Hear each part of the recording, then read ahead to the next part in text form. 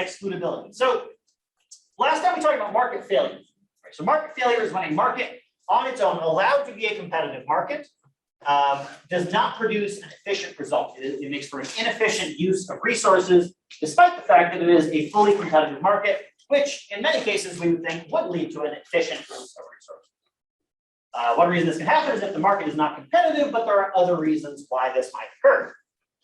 In these cases, and this is the way that economists tend to think about regulation, what is the thing that is making this market not just work on its own? Why do we need to step in?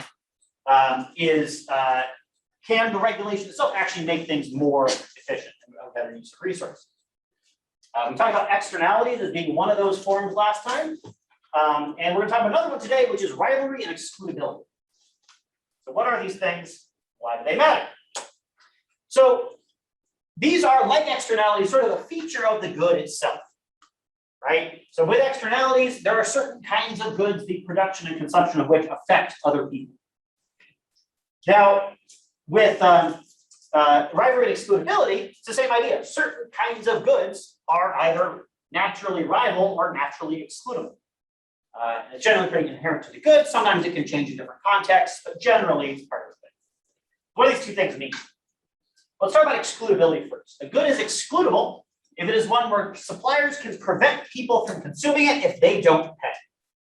Right? If you don't pay, you can't have it.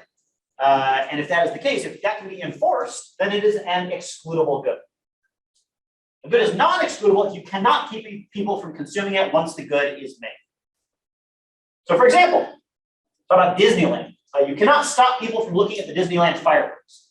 I lived not far from Disneyland when I was in Southern California. Every night at 9 p.m. precisely, they would have a giant fireworks show above the park. And you can see it, right? It's big, it's a fireworks show. You can see it from a long way away, right?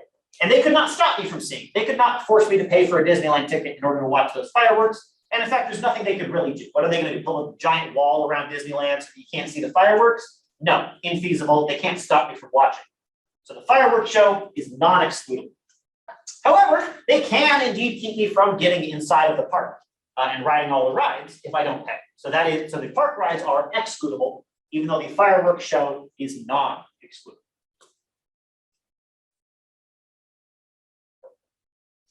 So why does excludability matter?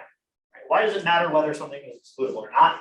So you can imagine how it might be difficult to run a market for a good if it is non-excludable, right? Because you're trying to run a market where you get paid for doing stuff. You provide somebody a service or a good, they pay you in exchange for it. And that's really why you did it in the first place. Why did you make this thing? Well, it's because you figured you're going to get paid for it. You're trying to maximize profit. That is the reason you're doing it.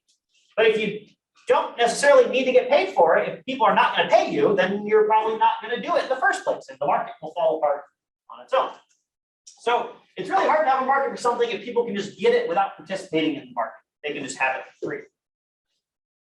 So if it's non-excludable, whatever units are produced, everybody can have access to, which you can't really stop it. Which makes it hard to justify making the thing in the first place because you might not get paid, which is going to be, the whole supply curve would fall apart because whatever the price is doesn't really matter. The price is really zero. You're going to produce whatever you produce at a price of zero because no one has any reason to pay you. That's what excludability. Any question about just what excludability is? You can also imagine that some things might be excludable in some contexts, but not others. So for example, are movies excludable? Well, they certainly used to be, right? When you had to buy a ticket or buy a physical copy of a movie in order to watch it, then it was a pretty excludable thing. Now, if you can just torrent a movie and watch it for free, I mean, it's maybe excludable for some portion of the population, but not everybody, right? How about things that are rival in consumption? A good is rival in consumption if using it means there's less left over for somebody else. Okay? Some things, you use them and they're gone, or at least there's less of them than when you started. Other things, it doesn't really matter. You can use them and there's just as much as when you started. So a good is non-rival in consumption if everyone can consume the same unit of the good all at once. For example, let's take national security as an example of a non-rival good. Okay? So the United States has the biggest military in the world. One of the things that it does is it protects us from being invaded.